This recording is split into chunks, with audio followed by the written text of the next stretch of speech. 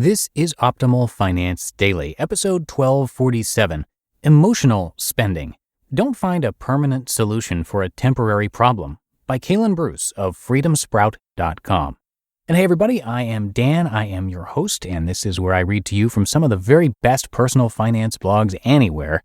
And another reminder that we have been giving away books on Instagram frequently now, much more frequently than before. So now is a really great time to follow us, and you can find us at Old Podcast on Instagram. That's OLD Podcast. For now, let's get right to our post from Kalen as we optimize your life.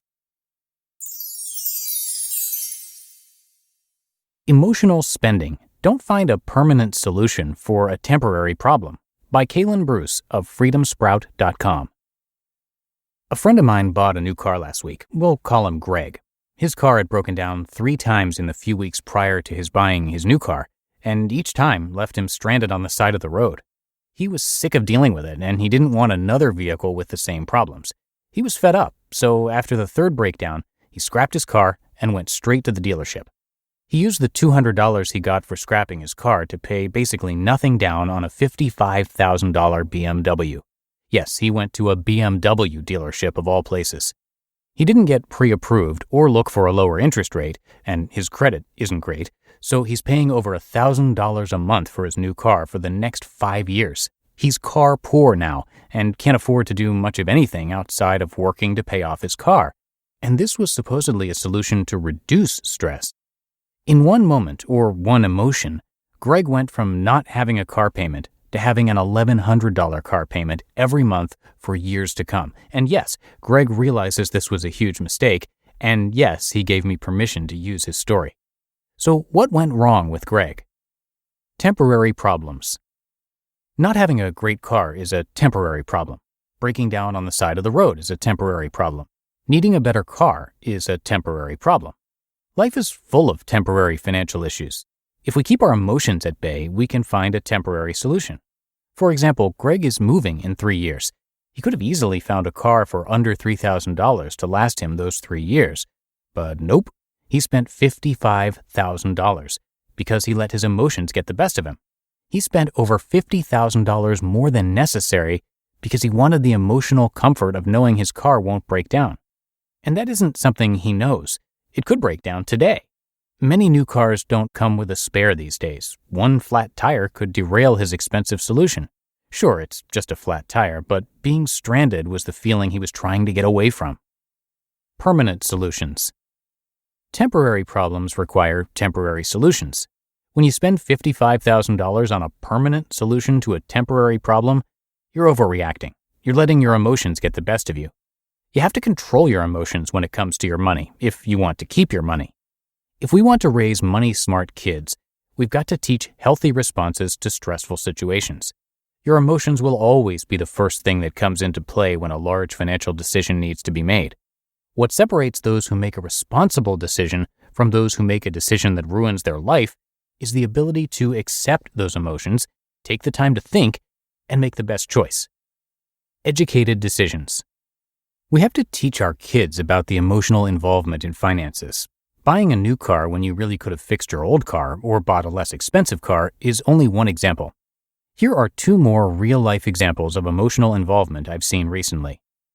1. Dip buyers. No, not Copenhagen. I'm talking about the stock market dip. As people have watched the stock market tank, some are trying to, quote, take advantage of the dip, and they've sunk thousands into stocks when they would have been better off investing in index funds or saving the money because they know nothing about stocks, among other reasons. 2. Coronavirus preppers. As governments have shut down entire cities and many have lost their jobs, people are panicking. In a recent example I heard about, someone spent over $3,000 on shelf-stable food and hygiene products to prepare for a potential 18-month lockdown. The problem is, he didn't have $3,000, so now he's $3,000 deeper in debt. The COVID-19 pandemic isn't the only thing causing people to spend out of their emotions. Think gambling addicts and alcoholics who can barely afford rent, much less a bottle of Jack Daniels. Think smokers who could really use that extra $300 a month they spend on cigarettes to pay off debt. These are all emotional spending problems. A permanent solution to a temporary problem is usually the most financially disastrous emotional spending problem, but emotional spending comes in all sizes. We need to educate our kids on things like this before they leave home. If they understand that these situations will come up, they can be ready to battle the emotions that come along with the situations. How to handle emotional spending. If you've made permanent decisions to temporary problems or struggled with emotional spending, let your kids learn from your mistakes. Sure, you may need to work through the mistakes yourself to avoid doing it again, but while you're at it, let your kids know how it happened and how they can avoid it.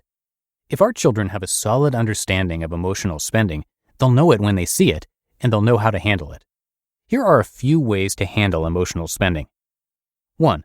Sleep on large purchases. If something costs more than $500, don't buy it the same day you first consider buying it. Always sleep on it. Here's an example. Direct Buy is a membership club that sells wholesale products. When you go to their presentation, they tell you your decision to join or not must be made that day before you leave. Of course, you didn't plan to sign up for a $3,000 plus club when you left the house, so don't. It's a sham anyway. Direct Buy is the timeshare of retail. 2. Seek input from others.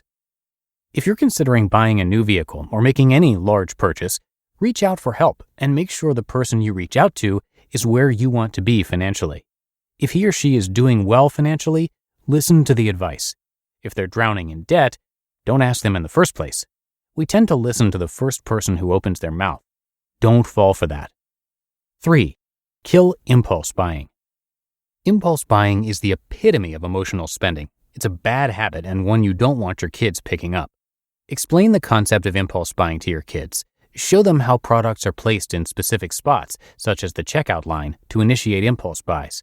And for God's sake, stop buying the stuff in the checkout line. Emotional spending can be tamed. The first step is awareness. You have to be aware you've been emotional with your money, and you have to learn to see when it's happening. We've all done it, and we'll all continue to be tempted. I understand emotional spending isn't something you can just determine to stop doing and then stop. It could happen again. We're going to make mistakes with our money, but being aware and teaching awareness to our children will help control it. You just listened to the post titled Emotional Spending. Don't Find a Permanent Solution for a Temporary Problem by Kalen Bruce of freedomsprout.com. All right, that's going to do it for today. Hope you're having a great day and a great weekend. Thanks so much for being here, and I'll be back with you tomorrow, where your optimal life awaits.